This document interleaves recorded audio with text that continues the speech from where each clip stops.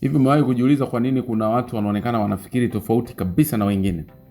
Wana uwezo wa kuona fursa pale ambapo wengine wanaona matatizo. Wanaamua haraka, wanabadilika haraka na wanakuwa kila siku. Huku wewe ukihisi kama akili yako imekwama sehemu moja tu. Ukweli ni kwamba akili yako inaweza kufanya zaidi ya unavyofikiri. Tatizo sio kwamba huna uwezo, no. Tatizo ni kwamba haujajaribu kujistretch mwenyewe.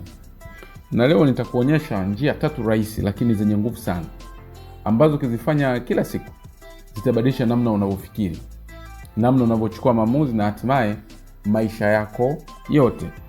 Na kama unapenda content kama hii inayokujenga kiakili na kufanya uwe bora kila siku, hakikisha unabonyeza subscribe, like hii video na uache comment hapo chini. Sasa tuanze. 1, fanya kitu kinachokuogopesha kidogo kila siku. Akili yako inakuwa pale unapokutana na kitu kipya au kigumu. Lakini mara nyingi tunafanya kinyume chake. Tunajificha kwenye comfort zone. Unaogopa kuongea mbele za watu, unaamua kukaa kimya. Unaogopa kuanza kitu kipya, unaahirisha. Unaogopa kushindwa, unaacha hata kujaribu. Lakini sikiliza hii kwa makini. Kila mara unapokimbia kitu kinachokuogopesha, akili yako inapungua. Na kila mara unapokikabili, hata kama ni kidogo, akili yako basi inapanuka maradufu. Hii ndio siri ya watu wanaoonekana smart sana. Sio kwamba wanajua kila kitu, ni kwamba wako tayari kujifunza kupitia discomfort. Anza kidogo.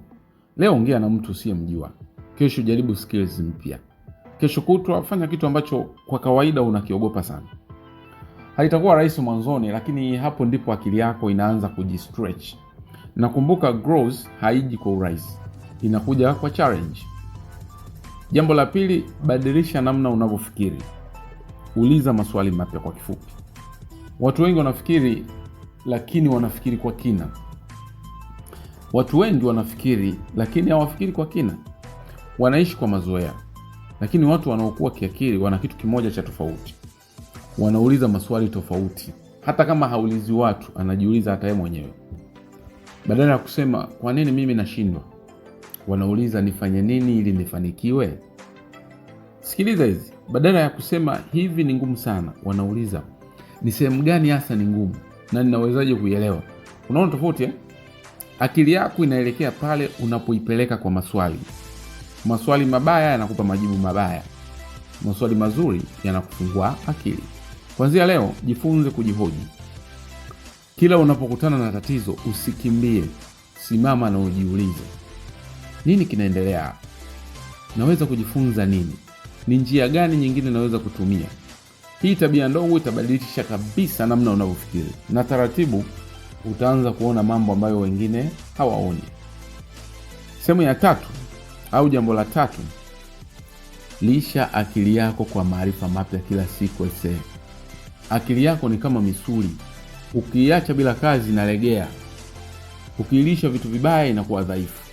Lakini ukiipa mazoezi sahihi inakuwa imara. Sasa jiulize kwa uaminifu kabisa, kwa sababu hapo uko peke yako. Hebu jiulize, kila siku unaingiza nini kwenye akili yako? Je, unaingiza stress? Unaingiza drama na kuchekacheka? Unaingiza gossips kwa maana ya umbea? Au ni maarifa? Watu wengi wanatumia masaa mengi kwenye simu, lakini hawajengi akili zao. Lakini wewe unaweza kuwa tofauti. Tenga hata dakika 20 tu kwa siku, zinakutosha. Soma kitabu, sikiliza podcast, tazama content ya kujifunza kama hii. Hii sio kitu cha haraka, lakini baada ya mwezi mmoja utaanza kuona tofauti. Baada ya miezi 3 watu wataanza kukuona tofauti. Na baada ya mwaka mmoja maisha yako yatakuwa completely different. Kumbuka, unakuwa kile unachokula kiakili. Sasa sikiliza hii kwa makini sana. Hakuna mtu atakayekuja kukuamsha na hakuna mtu atakayekuja kukudevelop. Ni wewe mwenyewe. Akili ulionayo sasa inaweza kukutoa hapo ulipo na kukupeleka mbali zaidi, lakini tu kama utaamua kuifanyia kazi. Anza na hizi njia 3. Kwa maana fanya kitu kinachokuogopesha kidogo kila siku. Lakini pili, uliza maswali bora, na cha 3, lisha akili yako kwa maarifa. Usisubiri perfect time. Anza leo. Anza sasa. Na kama umefika hapa, ina maana kuna kitu ndani yako kinataka kubadilika. Usikipuuze.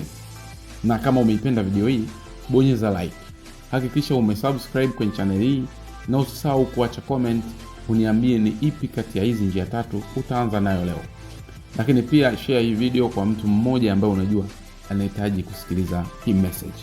Tutakutana tena kwenye video inayofuata. Kumbuka, akili yako ni nguvu yako, usiiache ilale.